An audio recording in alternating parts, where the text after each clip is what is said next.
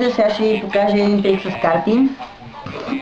Значи, давате ето мешите тестето, да му кажете, че няма нещо нагласено на зрителя. И му давате си избере една карта, той си избира една карта.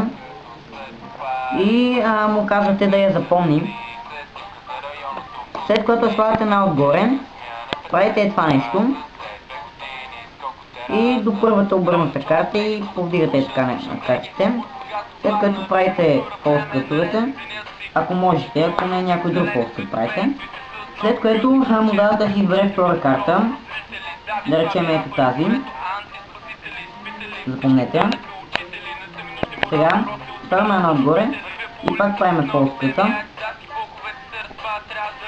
Сега вече му казвате, че понеже сте му казали да запомни две карти, ще сложим две карти тук. И неговите две карти ще изчезнат от тестето и ще дойдат като на тези две карти на мястото. И ето показвате му така тестето и той ще види, че неговите карти липсват и неговите карти ще се свършат тук. Това беше така, много ви е харесал и до скоро. Too much light in this window. Don't wake me up.